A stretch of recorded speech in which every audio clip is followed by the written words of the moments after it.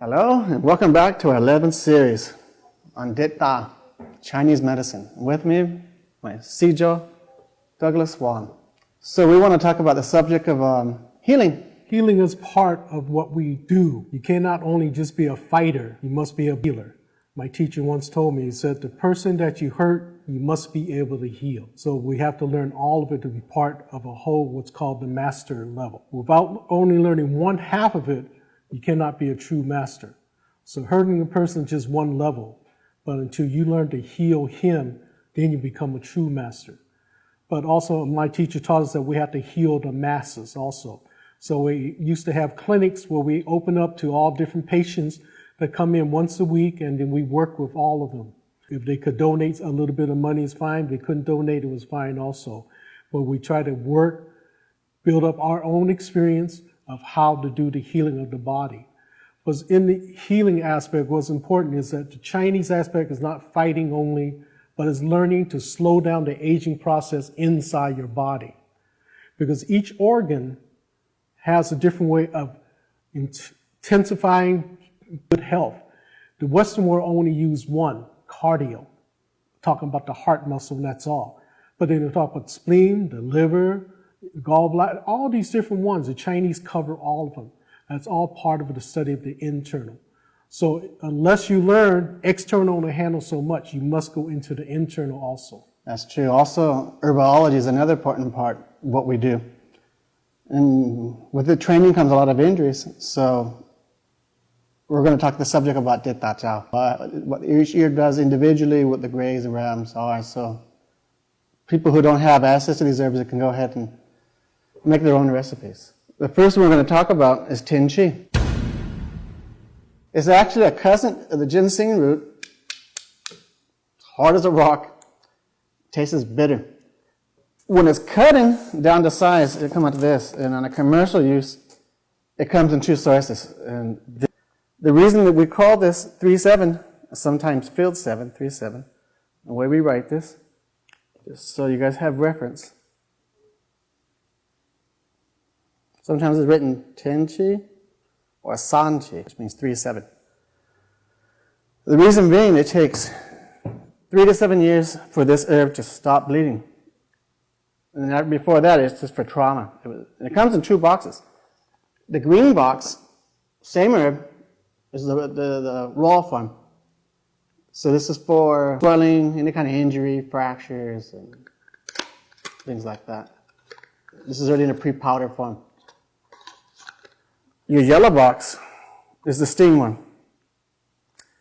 And this one stops the bleeding. So if you have any kind of hemorrhages, cuts, you've been cut by a knife wound or anything, this will stop the bleeding.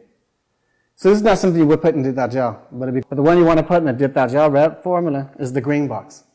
Just so you guys know, you don't buy the wrong one. So what I'm going to do is I start eventually talking about each herb. We'll go ahead and place them here.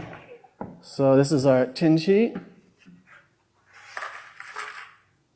And powder. Usually better put it in grind powder form. Usually if you're making about 1 gallon to 2 gallons, anywhere from 1 ounce to 2 ounces is recommended. This is one of the chief ingredients. But if you have cuts, or if you're hemorrhaging, nosebleeds, or anything like that, then the yellow box. Second one we're going to talk about, I think is one of the strongest ingredients, dangui. Okay, so dangui actually means to think or to. So I would say this is one of the most strongest ingredients for circulating the blood, breaking up any kind of hemorrhage. So it's dang, gui, wei. This one particular medicine is used in all of the female formulas that you use. So when they're hemorrhaging or when they just had a baby, just to build the energy back up also. So this is very important ingredients for the female. Okay, next on our list is mo yao, myrrh. It's a raisin from a tree. When it's cut, the sap hardens. And the funny thing is, this is one of the gifts that was given to Jesus when he was born. This was really extensive, really, in Mongolia, because the people that were being horsebackwards and people from falls. This was one time called not to be traded for gold. That was the old name, mo yao jin jin. So then they just called it mo yao. So that is our myrrh, mo yao. So it's better than medicine, more valuable than money. One is rushan, fragrant milk. It's a cousin sap.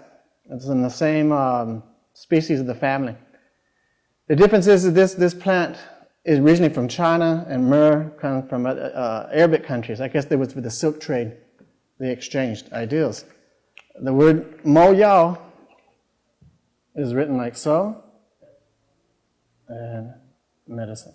And the second herb is called rushan, which means fragrant milk. Usually putting weighs from 9 to 12 grams of those herbs, being that's, they have the recipe within in balance. Okay, the next one is red flower. Hanghua in Cantonese, hangpa. It invigorates the blood, it's for swelling, trauma, and it really kicks the kick into the jiao. If this was real soft, I'd be rich, but it's kind of like just an off branch. Usually like to make papaya, but it's not. So that's our hanghua. Okay, so next we have puhuan. It's basically a cattail. When you squeeze out the powder, it's for stop bleeding and for strumming. It depends how you use it. Usually they said if you put this on any kind of cut, let's say you have a cut on your finger and you put it on there, it'll stop the bleeding instantly. So this is really good for knife wounds, any kind of cuts. But when you put it in the disc, swelling out, it has a whole different effect. And so that is our puhuan. So a red flower, basically it's just as it sounds, red flower. Hong Hua, or in Cantonese they say Fa, Hong Hua, Fa, Fa, same thing. Puhuan means yellow pollen. Puhuan. Now normally both of these ingredients would be the same thing. They'd be anything from 9 to 15 grams, depending on how much Dit Da Jow you want to make. So this is the red flower, Hong Hua, the yellow one, Puhuan. Next on our list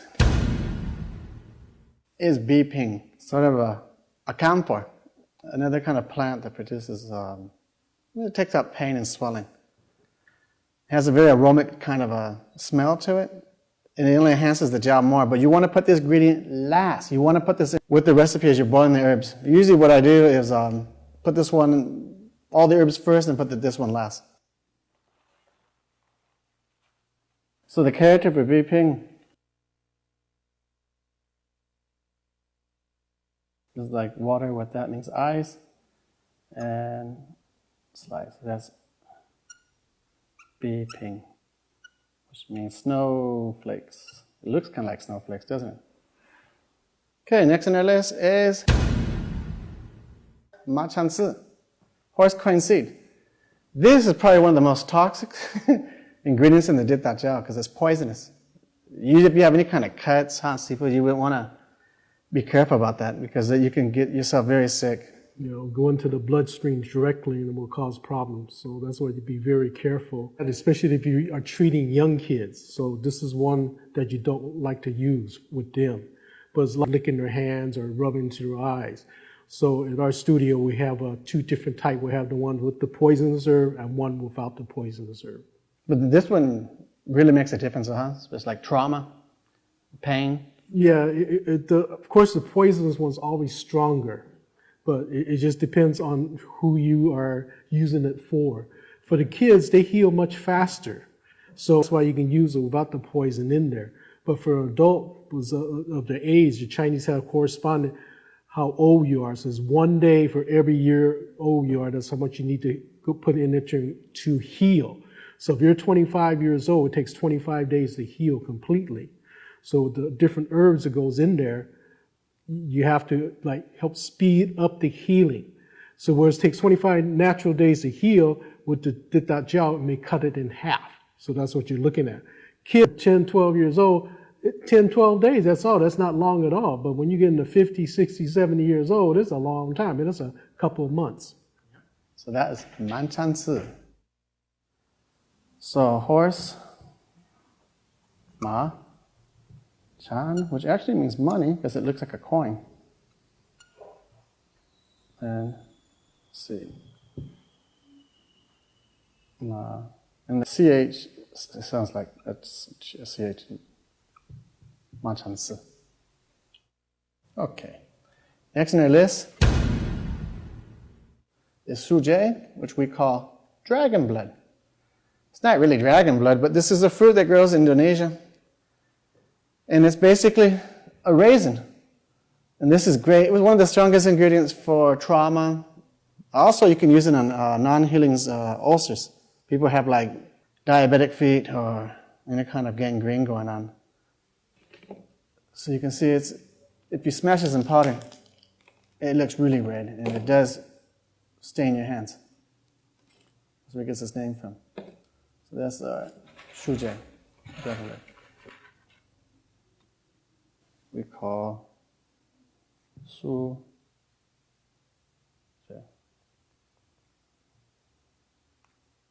Usually it's from maybe anywhere from 9 to 15 grams as well, if you're making a gallon of this stuff. Okay, next on our list is dujon. It's the bark of a tree. And sometimes it comes in very long and thick pieces.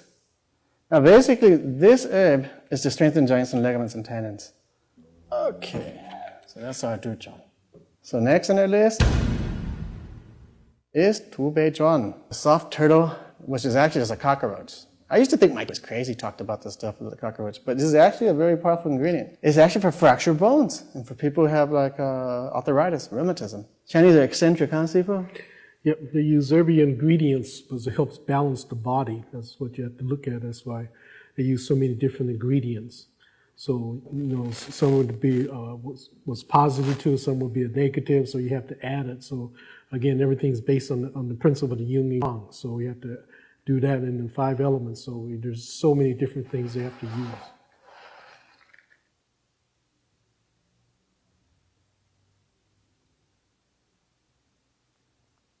All that. So it really means land turtle, which is not really a turtle, but they look like a turtle. Okay, next on our list is taurin, peach seeds. This is even now an anti-cancer herb as well. It's a 12-like type of substance. This breaks up blood, and it's for invigoration of the blood and any kind of trauma. So when you put the taurin with all the other herbs, it just enhances everything else as well. Okay, next on our list is guiji, cinnamon bark. This basically warms the channels, alleviates the pain, takes out the trauma. It has an aromatic smell to it.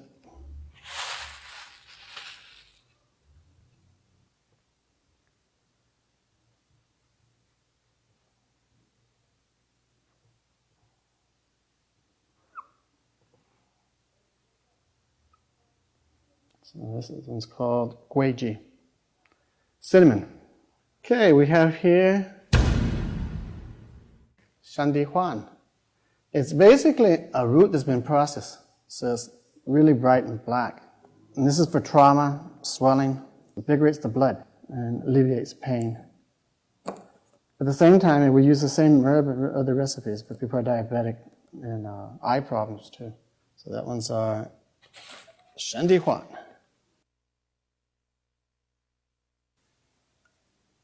Santi. Wow.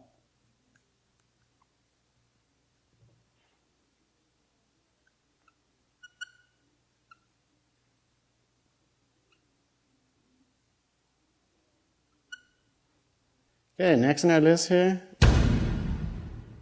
is nusi, ox knee. The reason why this herb usually comes a little bit longer, and it looks like it has a knee of an ox. This is for strengthening the tendons and the ligaments and joints. Also good for pain, swelling, any of those type of pain things, but it enhances the job more. Okay, nusi. So that's our ox knee. It's called nusi. This is wailing si. This is for chronic pain, rheumatism, arthritis. Legend has it, there was a young nun that was helping patients for free, and she got expelled from the temple. She felt so bad that she started her own temple and just grabbed any root just to give people so they wouldn't, they wouldn't lose face. But they ended up, it did work. They did get cured, and they named the temple to become spiritual and holy. And that's how it got its name, Wei Ling Shan. to become immortal and spiritual. Okay, here we have Da Huan, big yellow. This is the last of our list. And basically, Da Huan is really good for swelling and trauma. Any kind of pain related. Usually we put this one, also in other recipes like in a mud paste, for the broken bones and fractures. So the character for Da actually means, Huan means yellow. Just like Sijil's last name. Da Huan. But Cantonese is Wong.